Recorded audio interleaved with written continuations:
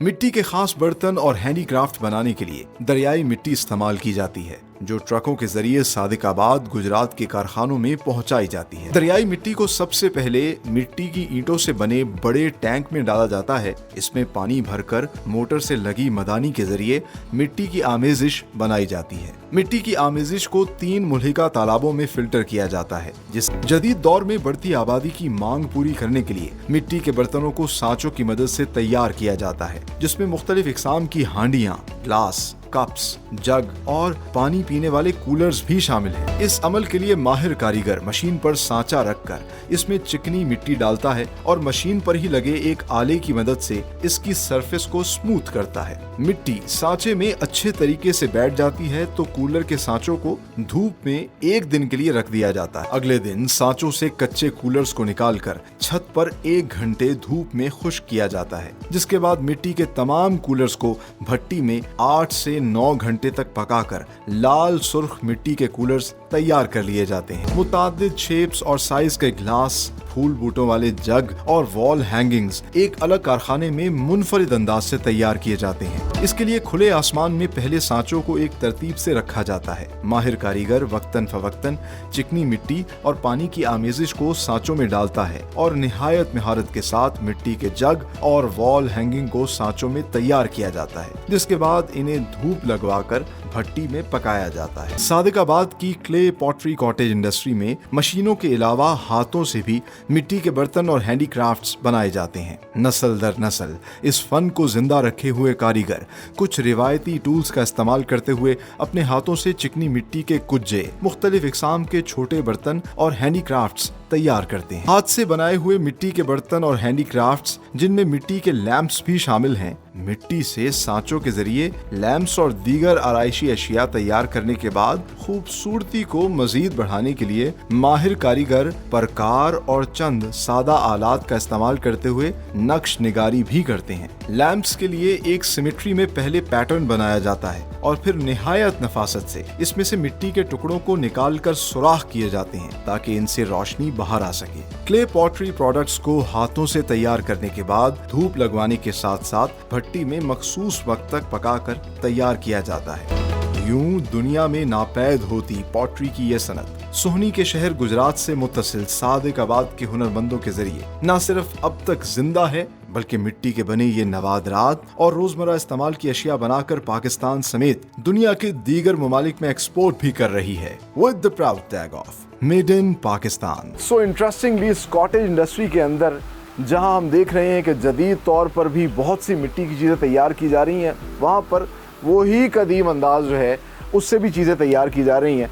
और आप देख सकते हैं कि बिल्कुल उसी तरीके से ये छोटे छोटे से मिट्टी के कुज्जे जो हैं बनाए जा रहे हैं, जो कभी मोहनजोदाड़ो, हड़प्पा, मेहरगढ़ इस तरह की रियासतों में बनाए जाते थे और बैनी इसी अंदाज में बनाए जाते थे। सो हमने आपको दिखाया कि किस तरीके से मिट्टी जो है वो तैयार की जाती है। वो चिकनी मिट्टी जो है उसको लाया जाता है और लाकर फिर एक पूरा प्रोसेस होता है, उसमें पानी के ज़रिए अपने हाथों के ज़रिए जो उसको शेप दी जाती है। और इस वक्त जो है ये हुनरमंद जो नस्ल दर नस्ल ये काम करते आए हैं, वो आज भी इसी काम को उसी नफासत से, उसी मोहब्बत से कर रहे हैं। और आप देख सकते हैं कि अपने हाथ की उंगली से एक उनके पास आला है जिससे वो उसको शेप दे रहे हैं। शेप देने के बाद ये मिट्टी जो है अभी भी बड़ी जो इंटरेस्टिंग बात है, इतनी शदीद गर्मी है लेकिन इसको हाथ लगाएं तो ये ठंडी है। इसको यहाँ पे रख रहे हैं और इसके बाद फिर जब ये पूरे इसके कुज्जे तैयार हो रहे हैं तो इसको फिर धूप में रखा जाएगा जहाँ इसको सुखाया जाएगा और यहीं पर ये फिर इस तरह की मुख्तलिफ चीज़ें जो है अपने हाथ से बनाते हैं। आगे चल के हम आपको दिखाते हैं कि किस तरीके से इन्होंने भी इंडस्ट्रियलाइज़ कर लिया है, क्योंकि अब डिमांड बहुत ज़्यादा बढ़ती जा रही है। ये इससे जो है मिट्टी के कूलर्स बना रहे हैं, जग्स बना रहे हैं, बर्तन बना रहे हैं, जो ना सिर्फ पाकिस्तान में बल्कि दुनिया भर में यहाँ से जाके सप्लाई किए जाते हैं। चिकनी मिट्टी तैयार होने के बाद इससे मुख्तलिफ इकसाम के ना सिर्फ बर्तन तैयार किए जाते हैं बल्कि हैंडीक्राफ्ट तैयार किए जाते हैं। और उस वक्त जिस कारखाने में मौजूद हूँ, आप देख सकते हैं यहाँ पर बड़ी तादाद में जो है ये मिट्टी के जग्स तैयार किए जा रहे हैं। किसी कारखाने में यहाँ पर मिट्टी के कूलर्स तैयार किए जा रहे हैं, किसी कारखाने में गमले हैं, कहीं पे हैंडीक्राफ्ट्स हैं। तो ये मुतादिद चीज़ें बैक वक्त सादिकाबाद की कॉटेज इंडस्ट्री के अंदर जो है वो तैयार की जा रही है। और जिस तरह कि आप देख सकते हैं मेरे पीछे काफ़ी ज़्यादा सांचे पड़े हैं।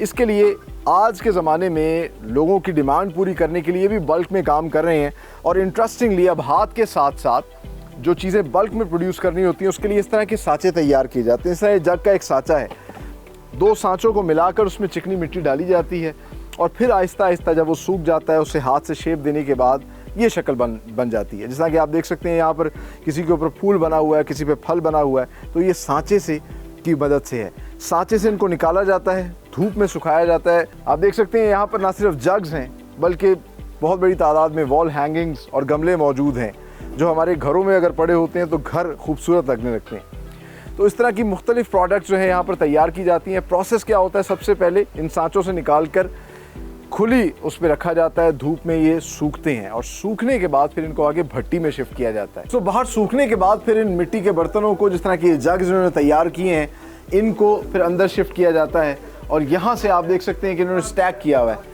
यहाँ से इसको शिफ्ट करते हैं भट्टी के अंदर और भट्टी में तकरीबन 8 घंटे तक इसको तपिश दी जाती है, जिसके बाद ये बैक्टीरिया फ्री हो जाता है और इसमें फिर आप पानी डालकर पिएं। ये कुदरती तौर पर पानी जो है वो ठंडा रहेगा, इसमें खाना पकाएं, उसकी लज्जत ही और होगी। तो ये जो प्रोडक्ट्स तैयार होती हैं, जिस तरह के अभी आप देख सकते हैं कि इसमें मिट्टी का रंग नज़र आ रहा है, लेकिन पकने के बाद ये फिर लाल रंग का हो जाता है। जिस तरह ये जग है और इस वक्त ये भट्टी से निकला है तो उसकी तपिश मैं महसूस कर सकता हूँ। फिर इस जग के ऊपर जो है मज़ीद कुछ नक्श निगारी की जाएगी, इसको पेंट किया जाएगा, इसको अट्रैक्टिव बनाया जाएगा, खूबसूरत बनाया जाएगा और फिर इसको पैक करके जो है पाकिस्तान भर में बल्कि दुनिया के दीगर ममालिक में सप्लाई भी किया जाएगा। वो कहते हैं ना, ज़रा नम हो तो ये मिट्टी बड़ी ज़रखेज़ है साकी। आज हम आपको दिखाएंगे कि इस मिट्टी से कितनी मुख्तलिफ़ इक़साम की जो है वो प्रोडक्ट्स तैयार की जा रही हैं, जो ना सिर्फ पाकिस्तान में सप्लाई की जा रही हैं बल्कि एक्सपोर्ट भी हो रही हैं। तो हमने आपको प्रोसेस दिखाया कि किस तरह दरियाई मिट्टी को फिर फ़िल्टर किया जाता है और ये चिकनी मिट्टी जो है तैयार की जाती है। अब इस क्ले को जो है, यहाँ पर आप मेरे लेफ़्ट साइड पर देख सकते हैं, बाकायदा तौर पर अब ये मशीन्स लगी हुई हैं क्योंकि बल्क में यहाँ पर काम हो रहा है। और ये जिस फैक्ट्री में इस वक्त मैं मौजूद हूँ, यहाँ पर कूलर्स मिट्टी के तैयार किए जाते हैं।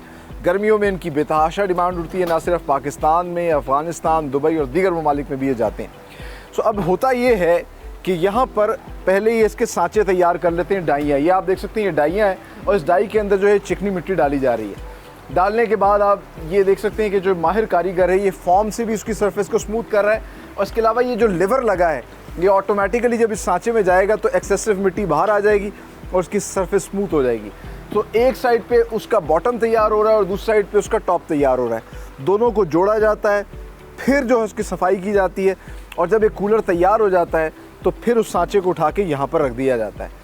अब यहाँ पर पूरा एक दिन ये यहाँ रहेंगे, इनको धूप लगेगी और उसके बाद इससे फिर ये सांचे का जो उसका कवर है, टॉप है, वो उठाया जाएगा और ये फिर कूलर को जो है ना खुली फ़िज़ा में रखा जाएगा।